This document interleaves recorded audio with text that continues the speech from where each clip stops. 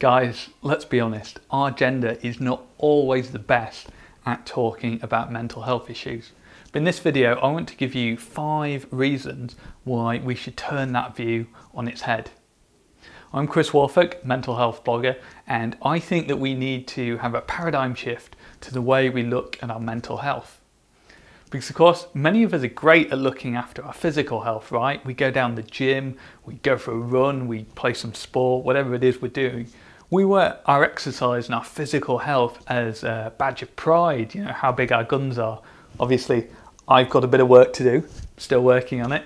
But, we're proud of going to the gym, right? But with our mental health, it's completely the opposite. It's almost as if we're ashamed, right? It's not something we talk about, and it's not something we proactively work on or even seek help when we do have a problem. And there's a bunch of reasons for this, right? We might be embarrassed, we don't want to tell our friends and our family and work that we're having mental health issues because it seems weak, or it's not the done thing. It just doesn't really fit in with our culture of manliness. But I think there's some great reasons to turn that view on its head, and so let's dive into them and see what I've got. So number 1, this isn't happening to anyone else. Well, actually this isn't true. In fact, 22% of men will suffer from anxiety or depression at one point in their life. So if you've got 4 friends, then chances are one of them is or has or will be struggling with this, which is loads of people, right? This isn't some kind of really small 1% minority. This is happening to loads of us. Number 2, this isn't a big deal. Well, I think it is. Women are twice as likely to suffer with anxiety or depression than men are. And yet we as men account for 79% of the suicides.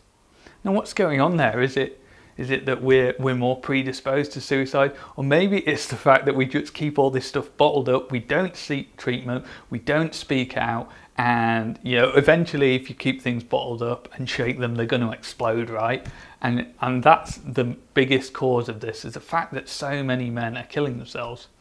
And maybe you don't feel suicidal, right? You probably don't. I don't feel suicidal, but if we're having problems and we don't speak out, or even if we're not having problems, if we don't start having the conversations and normalizing this, then our fellow men that are at risk, that are potential suicide cases, won't feel they can speak out.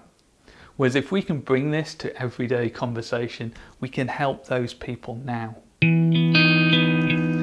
Number 3, I am weak for getting help. And this kind of makes sense. A lot of us worry about this, right? If we have to go to the doctor and talk about mental health, it's embarrassing and we don't want to go through that. And that's a totally normal feeling to have.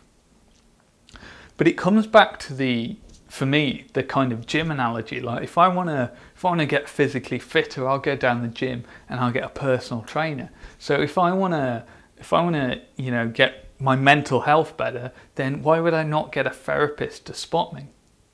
And yeah, it is completely awkward to go to the doctor and have that conversation and say, I think I'm depressed, I think I've got anxiety, whatever it is. And maybe it is one of the hardest conversations you will ever have. But if so, having that conversation doesn't sound weak to me. Number 4, there is nothing I can do about it. This just isn't true, but I think in some ways, like, antibiotics have set an unrealistic expectation of treatment, because you have a chest infection, you go to your doctor, they give you some antibiotics and it just magically cures it pretty much every time, right? And mental health isn't always like that. It takes longer and it's harder to get treatment. But over 80% of people who seek treatment see some kind of benefit from it. And even if you try one thing and it doesn't work for you, then there are loads more treatments out there. In fact, in a recent blog post, I listed 88 different treatments for common mental health issues.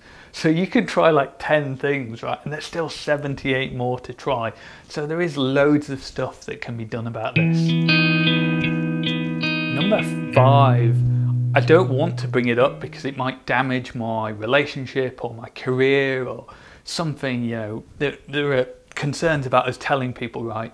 And that is a legitimate concern. Like, will it damage my relationship if I come out to my partner about it? But, you know, I don't want to scare you, but if you think coming out about a mental health issue will damage your relationship, try not coming out about it and hiding it. I guarantee that will do way more damage over the long run. And the statistics show that good things happen. So, for example, 77% of men talk to their partner about their mental health issue, which is most of us, right? Most of us are talking about it. And it's only a problem in 5% of relationships. So you've got great odds there. And in terms of your career, a study in Denmark looking at bipolar disorder found that those who sought treatment earned 6% more than those who didn't. So yeah, it's completely scary that it might damage relationships or careers, but if you're having a mental health issue, then that's not going to go away. Like, the kind of damage is already done, to be honest with you. But by seeking treatment, you can get these problems solved and it will end better in the long run. So, in summary, actually coming up about our mental health issues, it really is hard. I don't want to, you know, lie to you about that. It is hard. In fact, for some of us, it's the hardest thing we have to do. But it's really important for us to do it, not only because it helps ourselves, but also the more, you know, it's better for our relationship, it's better for our career. There is stuff we can do about it, and it helps the rest of society as well, when we can normalise mental health issues and make it okay for our fellow men to talk about these issues as well when they're really struggling.